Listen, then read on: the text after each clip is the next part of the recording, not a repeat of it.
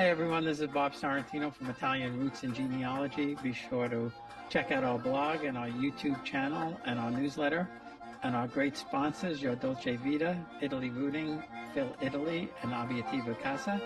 And my guest today is Gina Ciambella. Ciambella, So yeah. welcome. So welcome, Gina. Thanks for being here. Thanks for having me. Oh, it's my pleasure. It's my pleasure. So where are you located now? I'm in West Bloomfield, Michigan, which is in Oakland County. It's a suburb of Detroit, a really nice place. We love it here. Oh, that's great. I don't, boy, last time I was in Detroit was probably, geez, 40 years ago or more. But I used to have a friend in Dearborn, and it was really a nice place. Really nice. Yep, Yeah. we go there often. We Um, have grandchildren there, actually. oh, nice. Very nice. Yep. Very nice. And then there's what really impressed me there, I forget the name of the place where they have all the old buildings rebuilt. I can't remember the name. If it's still there, who knows if it's even still there? But they had like the Wright brothers thing and stuff Oh, like that. Greenfield Village. Oh, Yep. yes, yeah, Greenfield yeah. Village. Yep. We love it there. My children have a membership there, and the grandkids love it there. And yeah, everybody loves Greenfield Village. And they just did the old train station in Detroit, and they had Diana Ross come back and sing for Motown, and they just redid the Motown USA um, building, and that's our claim to fame is Motown and automobiles. So we love it. We love the music here and the people here. So. Well, I'm sure it's changed a lot because I was there in 1977, so I'm sure they've had a lot Oh to. yeah, it's changed a lot, but thank goodness for that. Oh, that's great. So, uh, you know, when and why did you start researching your family? I just kind of wanted to learn a little bit more about my roots, and my siblings and I were talking about my sister's planning a trip to Italy, possibly next year. We still have family in Naples and in the town where my dad grew up, which is called Tiano, and it's Tiano's next to Caserta, which is about 20 miles from Tiano, and that is a main line from Naples right directly to Rome. You can take a train directly there. It takes about an hour and a half to go there. So everybody knows Naples when you say where you're from. And my dad was born and raised in Tiano. He came over at 27 years old. Yesterday was 27 years that we lost him. And so I just started last year kind of digging into ancestry and heritage, and when we were growing up, my siblings, my dad always used to talk about his parents, particularly his father. His name was Antonio. Antonio was an only child, and he lost him during World War II. My dad was extremely young. He was the oldest son and of four children. And during the war, my dad and his siblings were in a trench, and he always told us the story that his father went back to the home, small village, and walked back to the home to check on a pig so that the Germans wouldn't take it, because it was late October, actually October 31st, we were told. And he was going to make sure the pig was okay and it didn't squeal, and he was going to go feed it so the Germans wouldn't take it because it was their food for the winter. And that was when the Germans killed my grandfather right at the door of his house. That was the story. Well, all of a sudden, I put in my grandfather's name, and up comes all these articles about him. I was actually searching, to see, when he was born and anything on his parents, because I knew about my grandfather. And I shared with my siblings. I'm like, oh my gosh, Grandpa didn't go to the house to feed the pig. I said, Grandpa actually fought the Germans off in the war. It says here on this paper that he was actually killed by them, and killed during, the time that the war went on. And his name is written on this paper, this document from the army. along with 7 other people. And my siblings were like, "You're kidding. Do you think Dad knew?" I said, "I don't think Dad knew. I think that was the story they told him because he was so young and they didn't want to traumatize him. He was already traumatized." And my father heard the people in the village screaming, Antonio Ciambella, Masada, Masada, Antonio Ciambella. And my dad was going on 15 years old, and he had a stray bullet had hit him in the leg. The bullet never came out of his leg. He always had a gunshot wound in his leg that had healed. And he got picked up by a concentration camp truck right after he heard his father had died. And they made him get on the truck. And my father, from the ages of 10 to 12, lived with monks because he was naughty. And they put him there to learn and to study. And so my father knew 5 languages because he studied with the monks. So he got on the truck and he overheard people talking, and he understood what they were saying, that they were going to take him to a camp. So this is October 1943. So my dad said there were 2 little girls on there about his age, and he tried to get them to get off, and they were Polish girls. And he said they would not leave the truck. So when the soldiers stopped about 300 kilometers, he said, to go get gas, he jumped off the truck and he hid behind a tree.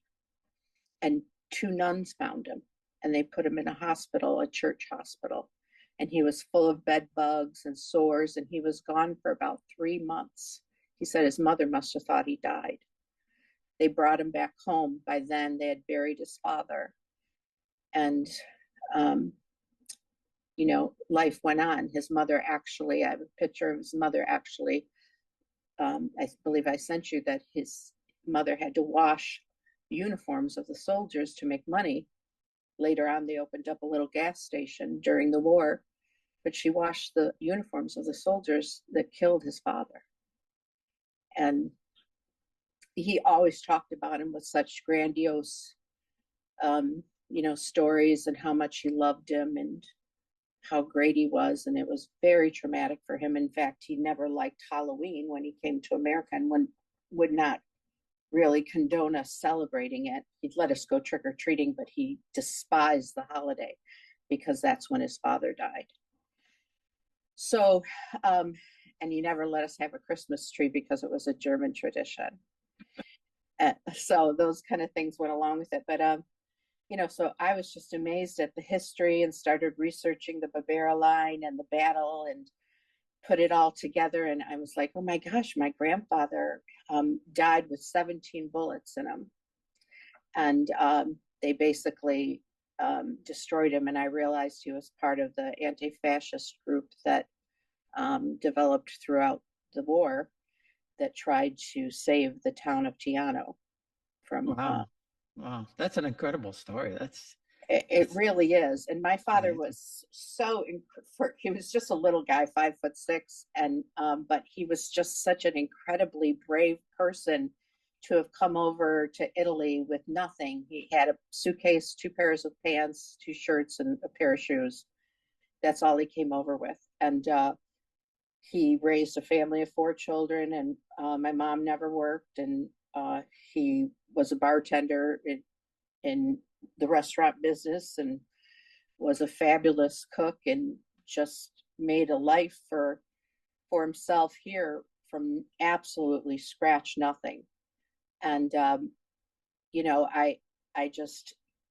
were all so incredibly proud of him, but now I think I know where he got his gumption from.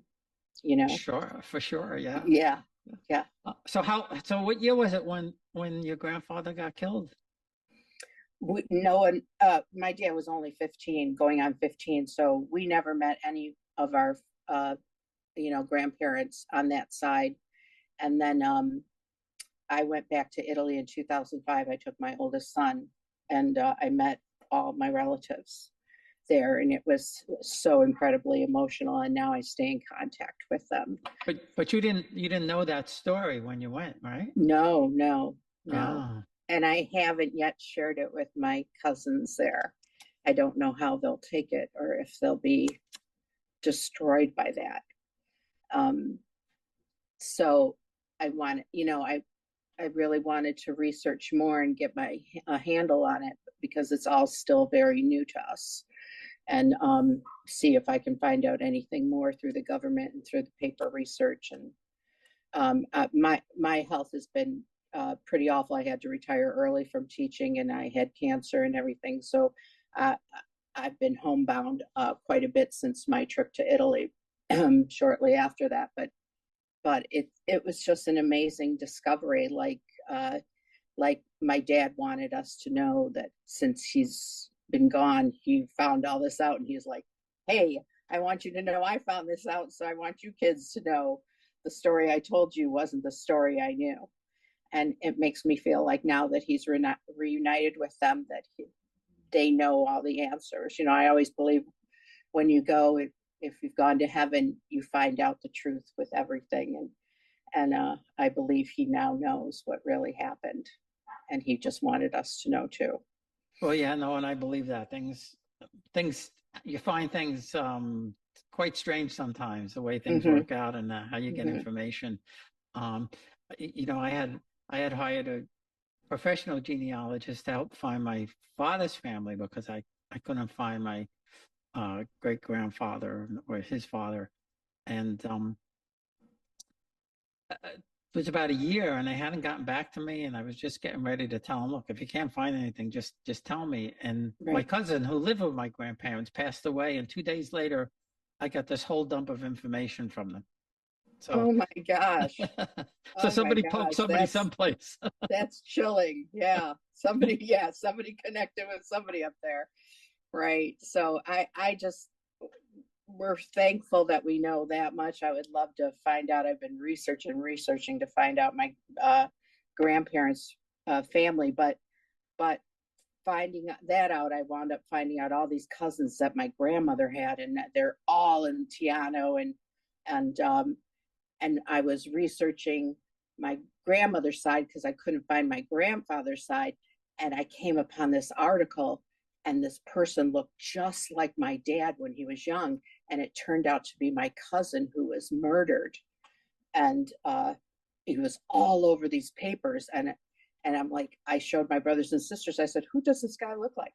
And they're like, "Where'd you find that picture?" I go, "It's all over the newspapers in Italy." I said, "Who's this guy look like?" And they're like, "That's Dad when he was young." I go, "Can you believe how much this guy looks like more like Dad's kid than we do?"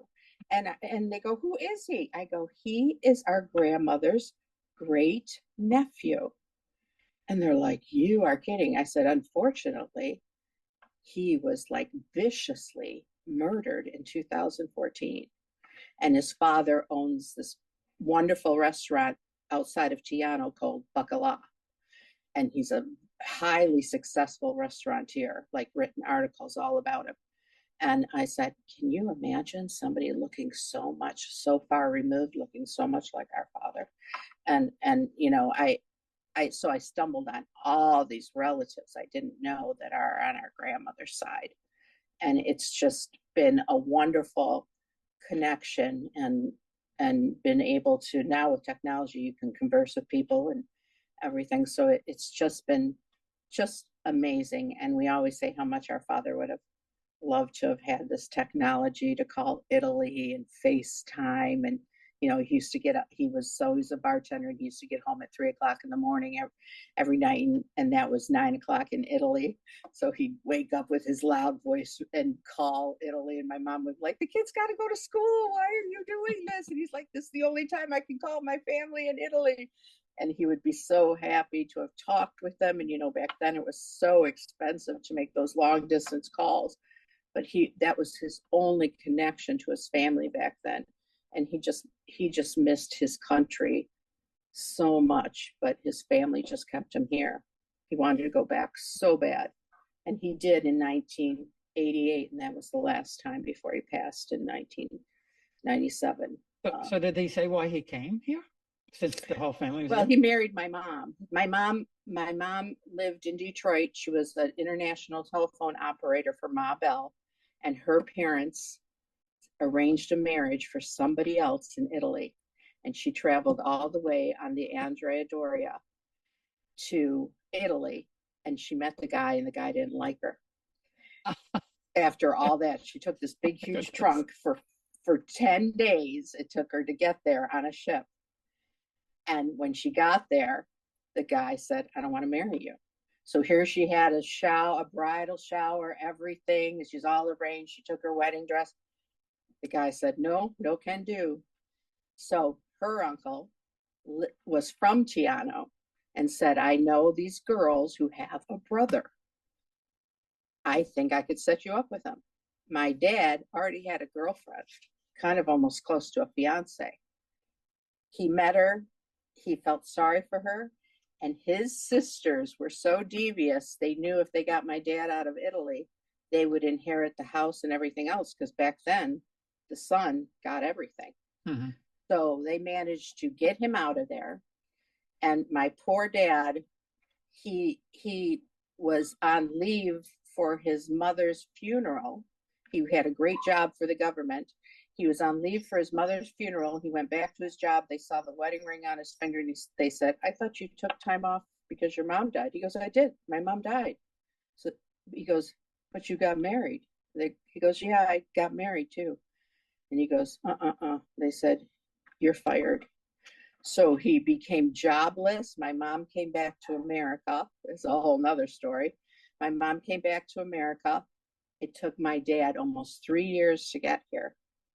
And he couldn't get here through all the paperwork because he spoke so many languages. They thought, this was 1957, they thought he was a spy, or communist. So my mom had to hire a lawyer, get the paperwork done. He came in, and my grandmother hated him. She just hated him. Why did you marry this guy? This is not the guy I set you up with. So she called the NIS on him. She tried to get him sent back to Italy, and it was just a mess. And he decided that a year later, he's like, this is not working. I can't stay here anymore. Your mother is just horrible. So he said, it's just call it a wash. Let's break it off. I'll go back to my country. You go back to work. So my mom drove him to the train station to go to the airport, and she's crying and crying. My dad says, don't cry. It's okay. It'll work out. Everybody has their own life. She goes, I'm not crying because you're leaving. I'm crying because I'm pregnant. 4 kids later, he left 3 other times, and every time she got pregnant when he came back. So he says, I can't afford to leave anymore. So he decided to stay. That's wild. That's crazy. They were married for 43 years. Talk about two people so unlike each other. So why did your grandparents feel that they had to arrange a marriage in Italy in the first place? Well, because I mean, it was like 1950. My grandparents were from Italy too on my mom's side. They came through Canada, and my mom was born in Montreal as she was 9 months old, and she came into New York, and then they came to Michigan. So they were old school. My grandma was 29 when she got married, and she was just very old school. She never fully learned English. She died when she was 87, born 1900, and so she just wanted to arrange my mom's marriage. She was the first girl. By the time her last girl was born, my aunt said, "You're not arranging anything for me." But my mom was a dutiful daughter, and she never dated in her life and never had a boyfriend, and that's what she was going to do. And she wouldn't say no to my grandma, and she went over there, and that's what happened. And again, my dad felt sorry for her, and he went through with all that, and then he came over here, and it was just a mess. Just a mess that, if my grandpa had lived, if he had never done that, there was no way my dad would have. I am here due to the roads less taken, so we all 4 are, and so my grandchildren are, my children are. It's amazing the destinies that that time lays out. Well, yeah, that's for sure. And yeah. so your mother's side of the family, they were for the same town too?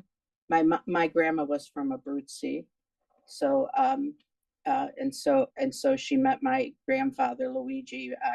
which is a whole nother story. But my grandparents were both from Tiano, my dad's side. Yeah, yeah, and there's a bunch of Ruggieros on my grandma's side that are all still there. But yeah, my grandpa was an only child, so I still am struggling to find his information or where his parents were from. Or he was an engineer on the railroad. He made very good money, and but then they lost everything. But I still got to visit their house. I was able to go back because my aunts never married one of my aunts, and she still lived in the house that my dad lived in. So I was fortunate to see it and visit it. And, you know, they were very poor and didn't have much, but Tiano's a beautiful town. In fact, that Judge Frank Caprio, he's from there. He's right from the same little town. And yeah, it was beautiful. I was fortunate to see it. Yeah, those are some wild stories, that's for sure. So I was going to ask, I was asked, did you find anything way back that would like really amazed you? But like, you don't have to go way back to have these amazing stories. No, no, no. He was such a blessing to all of us. And what amazed me about him the most was that he was such a joker. He always had such a great attitude and such an uplifting spirit. You could not be in a room with him not cheering anybody up. I mean, people went to the bar and walked away laughing. So did your grandmother come around after a while after, No, you saw that? No, even after the kids, nothing. No. no. It was always a struggle. It's always a That's struggle. Some years they went for years without talking, but my dad always tried his best with the relationship, but no. And what about and how about with you guys? Some years we had a grandmother, some years we didn't. Oh, I boy, mean, when she passed, we were talking to her, but there were years that I didn't see my grandmother, and that was the only grandparent I had. That's why my grandchildren are so blessed. They have all these, when they have birthday parties, it's like 50 to 100 people that show up, and they're so loved and happy and lavished with gifts. And my oldest grandson, Enzo, he loves these war stories. He wants to be president of the United States, and he's only 7, and he just loves to hear stories about Italy, and he's just so enthralled with all that. And the history is just amazing, and it's not even that far back. I mean, I'm first generation, and I'm just amazed at how my dad would be so proud of how far his grandchildren have come, and his great grandchildren. And he was so he took nothing for granted. And that's what I look at this world today. I was raised that if you had a plate in front of you and a roof over your head, you were blessed. Yeah. Yeah.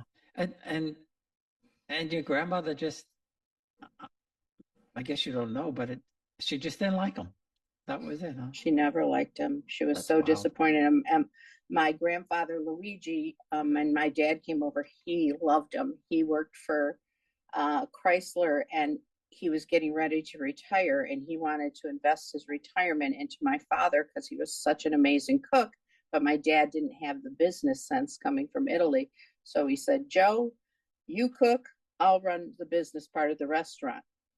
And my dad didn't have a driver's license coming over here, so he would drop my dad off at the restaurant that he worked at, and like at 4 o'clock, and then come back and pick him up late at night.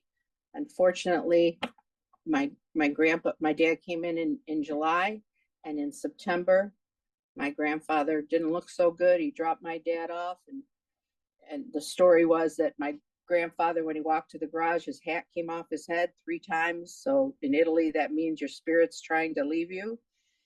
And he drove my dad to work. 6 o'clock, the phone rang, and my grandpa was gone. He had a massive black widow heart attack, went upstairs to bed, didn't eat dinner, said he was going to go lay down. He never woke up. Wow. So I never met him either. He died in his 50s. So, yeah, my dad always said my grandmother killed him. living with her. But she just my dad spoke his mind, and she didn't want anything to do with him. So she was left alone. My uncle lived with her till he was like 35, 36, and he got married. But yeah, she was a difficult person, rest her soul. And my mom could not say no to her. Yeah, well, I Yeah, suppose that's that's not unusual from that right. era, I suppose. Nope. And I've heard a lot of the old wives' tales from Italy, but I never heard the one about the hat blowing off 3 times. Right, right. But That's that's a, how he used to tell that. He goes, he'd pick it up, it fell on the ground. He picked it up, it fell on the ground. Yeah. that's crazy. That's something. That's something. And my Um, dad adored him. He adored him. so now have you done a DNA test at all? No, I haven't. My sister has, and she's got a couple people that she's connected to, but I have not done one of those. Uh, yeah, it's interesting. And, your sisters, could be completely different from Right, your makeup. right. That's for sure. We did it, and my kids are adopted, so we all did it. I just wish I had asked my mom to do it, because they say the more people that do it, you get a better sense of things. Um, and so now you're still on the hunt, yeah, for I people. am. Yeah, I've had a block and it's so frustrating. And then I wanted to do that citizenship thing because I actually have my parents' marriage papers, so I have that. I don't, the actual, not copies, the original. And I think it would be pretty easy to go ahead with it, but I know people say it's not as easy as you think it is to get the citizenship. I would love to do that. My siblings and I would love to get citizenship, but I don't know how hard that whole process would be to go through. Yeah, well, you're closer, so it wouldn't be as probably as hard as you think it would be. Hmm. Only because you're first generation, and plus you still have cousins in the hometown. So Right. with the commune thing and stuff like that, if you need papers from there, it would be really a snap. I mean, that's the most difficult part is finding that stuff in Italy, but if you have the original papers, getting their birth certificates if they were both born if you have contacts there, they Right. can walk into the comune and get that stuff 1, 2, 3, and you won't need see here for all the papers that, like in my case, I'm almost there. I almost have everything, but Oh, you're I you're trying to do it yourself. no, I'm using a lawyer there, and I'll tell you why. Well, a couple of reasons. One is I'm 73, and I can't wait 5 years to get it. Right. The other thing is, if you do it through an attorney there and go through the courts rather than waiting for the council, uh, um, they could do up to 10 people at one time Oh, okay. if they have the same thing. So, for example, if your siblings and your children, and even down to the grandchildren, they could do them in one swoop. Boom. Oh, really? Yeah, Oh, yeah, okay. which you can't do through the consulate.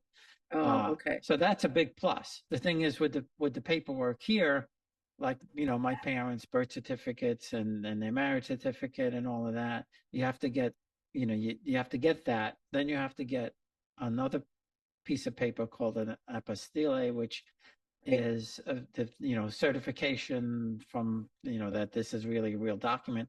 Then you have to have all of that translated. Right. So with the since you're so close, your grandparents and your parents' birth certificates of marriage, if it's all in Italian, that's one quick thing that you don't have to do. So, Hmm. um, but yeah, it'd probably be easier for you and your siblings than it would be for someone that's, like in my case, my parents were born here. I had proved that my grandparents naturalized or didn't naturalize or naturalized afterwards, so you don't have that issue. So So do you have to only go back one generation, or would I have to go back to my grandparents as well? you have to go back to your grandparents as well. Oh, okay. But you only have to do one. You're only doing one side, Right. so it depends on which one is easier, whether it's your father's side or your mother's side. Right. Right. Um, but you do have to go back to your grandparents. But like I Hmm. said, if everything's in Italian and you don't need all that apostille stuff, Hmm. it'll go. it'll go much quicker. It'll go Right. much quicker. Especially if you go through there. The other way to do it in Italy too is, who could do this, but if you spend, 45 to 60 days there, then the process is quicker too. But That'd be nice. yeah, I would love to be able to do that. But My, I my cousin decided, has a bed and breakfast in Tiano, but um, I'm sure she'd let me stay no matter what. But yeah, she's wonderful. She has a beautiful house that her mother built for her. And I've been there before, but I mean, that would be great. I could just hang out there as long as I wanted to, you yeah, know. well, I do that. Yeah. I do it that way if it I'm were sure me. she'd let you come there too, Bob. She's Yeah, a great cook. I was originally going through my father's side, and then they said, in Naples, it's going to be much more difficult than going through my mother's side from Puglia and Torito. So, Uh-huh. uh, and then we met when we went there last year. We met them.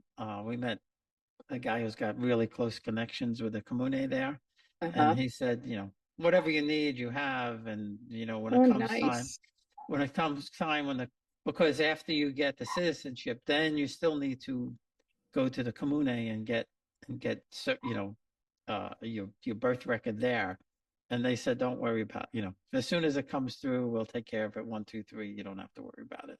You're a citizen of Torito, a son of Torito, so don't worry Oh, about wonderful. it.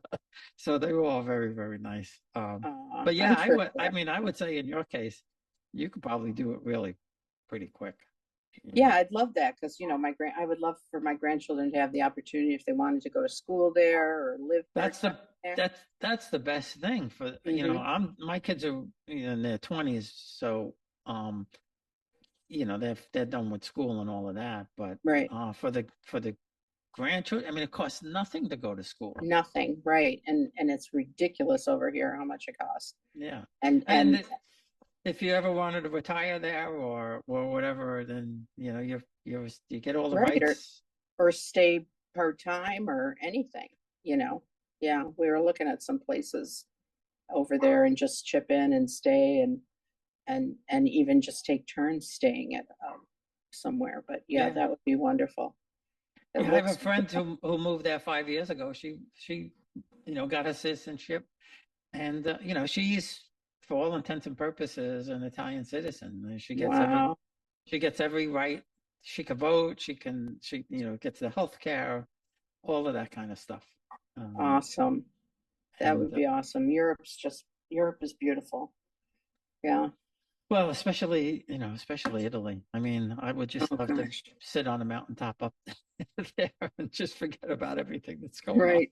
Eat a dish of pasta and hang out. Yeah, and the pasta over there doesn't make you, it doesn't put a lot of weight on you. So, Right. I mean, their Oh, food. I say this all the time. They're Italian. They're that is Italian food, but that's not the same as the food here. It's 4 or 5 ingredients. That's all they use. right. And everything is grown with all these pesticides. Like over here, it's terrible. Yeah, My son, my oldest, is starting to grow a lot of his stuff in his backyard because it's just so bad for the kids. You yeah, know, yeah, the soil is so. And I lived in Europe for a year, and in the Netherlands, and the food tastes completely different. The produce is completely different, and everybody is so much more content with so less hmm, because first of all, you can't afford it. I mean, space, you live in so much less space. You don't have as much, but it's about the atmosphere of your life. It's not about the things. That's what's so beautiful. They get together in the evenings, they socialize. Everything's about going out and walking and being together and visiting. It's about community. It's about what everybody has, not what you have. And I just absolutely loved that feeling. And you don't feel judged, so much as and it's you offer what you have, yeah, and that's how I was raised, and when someone knocked at your door, everybody ran to the door. Now it's like people are like, don't answer it, The kids nowadays, they don't answer a phone call. Even my youngest son is like, he's in the Navy for the last 10 years, but you're like, don't you answer your phone? That's what we used to do. We used to run when the phone rang. We used to fight when the phone rang. And it's like a whole different feeling of humanity is taken over the world. And I always say Jesus must be up there crying how people treat each other, because it's just a level of indifference that I have never seen. And it's uncomfortable to me because I wasn't raised like that. Everything was go get him this stuff, or if a neighbor came by, go get him something. Right? Kids run in and go get him something. Now it's like, don't talk to them. Yeah, no, I know exactly what you mean. And like you said, we lived in England for 2 years, so I can relate to some of the things that you're saying. And it's different when you live there, of course. But even back to the food again, we were driving past a store, like a fruit store, a vegetable store, whatever. And the driver said, "You see this stand?" I said, "Yeah." And he said, "They don't need refrigerators because everything's gone by the end of the day. Tomorrow Right, morning, he goes and gets more stuff." right. That's how fresh. I remember my wife and I talk about all the time with the milk. Remember, milk used to last like 3 or 4 days. Now it lasts 3 weeks. Yeah, So what's wrong with that? what are they putting in there? That's Right. making it last 3 weeks. It's not Yeah, supposed to last 3 weeks. right. The dates Um, on them are ridiculous. yeah, Yeah. yeah, Mhm. and And we and wonder why people are so sick.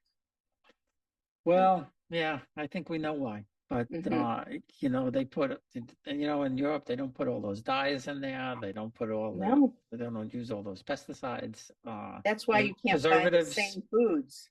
You can't find the same That's right. foods here as you are there, and when I first got there, I left a lot of my stuff by accident at home. So I'm like, oh, I got to go get my makeup. And I couldn't find the same things because they don't allow them there.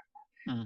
They don't allow talc powder. They don't allow uh, the just the same kinds of chemicals, and they're against it. That's why they live a lot longer and they're a lot healthier. They don't have much, but they live, but it's the I- quality.